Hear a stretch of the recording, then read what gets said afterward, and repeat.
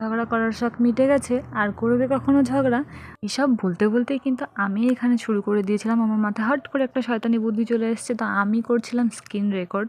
By the way guys, এখানে দেখতে পাচ্ছ আমাদের জন্য ফটো লাগানো আছে। তো এইখানে ছিল আমার ডিপি, আমি তাকে আমার ফেস দেখাচ্ছিলাম না কারণ আমি অনেকটা রেগে গেছিলাম। তো সে অনেক চেষ্টা করছে আমার রাগ ভাঙানোর। এখানে লাস্ট অবধি সে কান ধরে ফেলেছে যে আর কখনো ভুল করব না। ঝগড়াটা কী নিয়ে হয়েছিল আমার ঠিক অতটা মনে পড়ছে না। তো যাই হোক, এরকম খুঁটিনাটি ঝগড়া আমাদের হতেই থাকে আর এইভাবেই আমাদের প্রত্যেকবার ঝগড়ার অবসান ঘটে। সেটা হচ্ছে আমি না, অ্যাকচুয়ালি আমি হারটা খুব কমই মানি, এটাই অ্যাকচুয়ালি মেয়েদের হওয়া উচিত। তো যাই হোক, আমি হার খুব কম মানি। তো এখানে সে হার মানছে, বলছে হ্যাঁ আমারই দোষ ছিল, আমি আর কখনো ভুল করব না, তুমি এবারের মতো আমাকে মাফ করে দাও। তো যাই হোক, এখন কিন্তু আমি অনেকটা নর্মাল হয়ে গেছি বলেই আমি এই যে আমার মুখটা দেখতে পাচ্ছি, এখন আমি দেখিয়ে দিয়েছি। এখন হচ্ছে নর্মালি কথা বলছি, যত রাগ ছিল সব এখন একটা একটা করে ফটফট ফটফট করে আমি বলছি। আর সে চুপচাপ মনোযোগ দিয়ে শুনছে।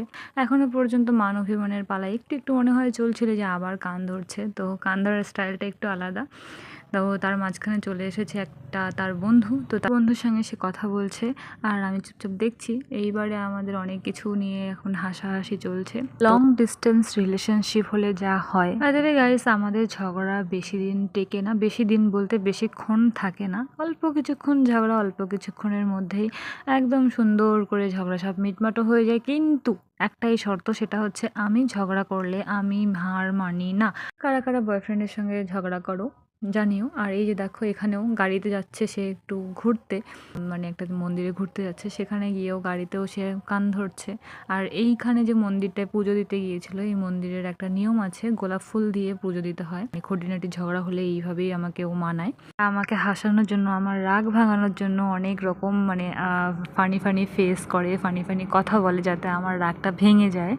একটা কথা আছে না, রূপবতী গুণবতী হয়ে লাভ নেই, হলে ভাগ্যবতী হতে হয়। সো সেটাই আমার সঙ্গে হয়েছে। আমি সত্যি অনেক ভাগ্যবতী, এত সুন্দর একটা হাজবেন্ড পেয়েছি যে আমাকে সবসময় মানায়, সবসময় প্যাম্পার করে। এক কথায় বলতে গেলে ও আমার জন্য সব কিছু করতে রাজি।